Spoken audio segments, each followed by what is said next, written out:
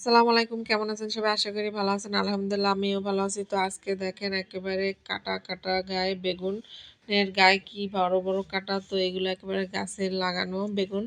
তো আজকে এই টাটকা বেগুন দিয়ে একেবারে ছোট নদীর চিংড়ি মাছ দিয়ে রান্না করব। তো এই যে ছোট, ছোট একেবারে চিংড়ি মাছগুলো নদীর। তো এই যে গাছের নিজেকে লাগানো বেগুন। তো দেখেন বেগুনটা ধরতেও সমস্যা, এতটা কাটা বড়, বড়। আর এইগুলোকে বলে নাকি তাল বেগুন। তো এই যে বেগুনগুলো এত বড় তাও কি সুন্দর একেবারে জালি, জালি।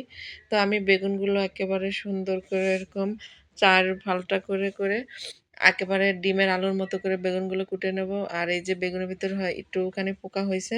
তো এই যে আমি বেগুনগুলো এইভাবে করে সবগুলো কুটে নেব। আর এইভাবে বেগুন দিয়ে আর চিংড়ি মাছ দিয়ে রান্না করলে খুবই মজা লাগে। তো এই যে আমার কতগুলো হয়ে গেছে। তো আজকে এই যে আমি একেবারে ধুয়ে কুটে রান্না করতে চলে আসলাম। তো বেগুনের ভিতরে আমি ২-৩ টা আলু দিছি। তো এই যে রান্না করার জন্য ১ম আমি কড়াইয়ের ভিতরে পেঁয়াজ আর কাঁচা ঝাল সুন্দর করে বাদামি কালার করে ভেজে নেব।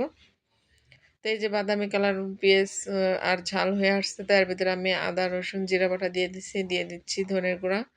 দিয়ে দিলাম পরিমাণ মতো লবণ, দিয়ে দিচ্ছি হলুদের গুঁড়া, দিয়ে সুন্দর করে করব কি এখন মশলাটাকে আমি সুন্দরভাবে কষায় নেব। আর মশলাটা কষানোর জন্য আমি এর ভিতরে একটুখানি পানি দিয়ে নিয়েছিলাম। এতে মশলাটা আরও ভালোভাবে কষানো হয়ে যাবে। তো এই যে মশলাটা আমি সুন্দর করে ভালোভাবে কষায় নিচ্ছি আর মশলাটা কষানো হয়ে গেছে একেবারে। তার ভিতরে এখন আমি কেটে রাখা সেই বেগুন আর আলু দিয়ে দিচ্ছি। আর এই বেগুনগুলো খেতে খুবই মজা, কারণ সার ছাড়া নিজেদের লাগানো বেগুন।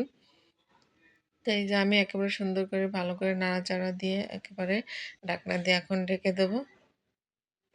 তো এই যে ঢাকনা দিয়ে ঢেকে দেওয়ার আগে আমি করলাম কি, যে ছোট চিংড়ি মাছগুলো এখন দিয়ে দিচ্ছি, কারণ এগুলো একেবারে ছোট ছোট চিংড়ি মাছ, নদীর চিংড়ি মাছ। এর জন্য আমি মশলার সঙ্গে কষায় নিয়ে নিই, উপর দিয়েই দিয়ে দিচ্ছি, কারণ মশলার সঙ্গে নিয়ে নিলে দিয়ে দিলে হয়তো কি যে একেবারে ছোট ছোট চিংড়ি একেবারে কেমন জানি মশলার সাথেই মনে হতো যে লেগে গেছে। তো এর জন্য আমি করলাম কি, যে বেগুনটা আগে নাড়াচাড়া দিয়ে তার উপর দিয়ে চিংড়ি মাছগুলো দিয়ে দিলাম, যেহেতু একবার ছোট ছোট।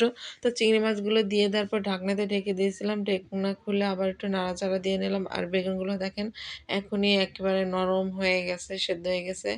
আর এই যে একেবারে সারা বেগুন এর জন্য তাড়াতাড়ি গলে যাচ্ছে। আর আমরা বাজার থেকে যে বেগুনগুলো কিনে নিয়ে এসি কেমন জানি শক্ত শক্ত পানি পানি হয়ে থাকে। তো আমার বেগুন একেবারে কষানো হয়ে গেছে। তার ভিতরে আমি অল্প পরিমাণে ঝোলে পানি দিচ্ছি, কারণ যেহেতু ছোট ছোট চিংড়ি মাছ দিয়ে একেবারে রান্না করব, তো ঝোল বেশি রাখলে ভালো লাগবে না। তো আমি এই যে অল্প পরিমাণ ঝোল দিই, তো তরকারি বলক উঠে গেছে।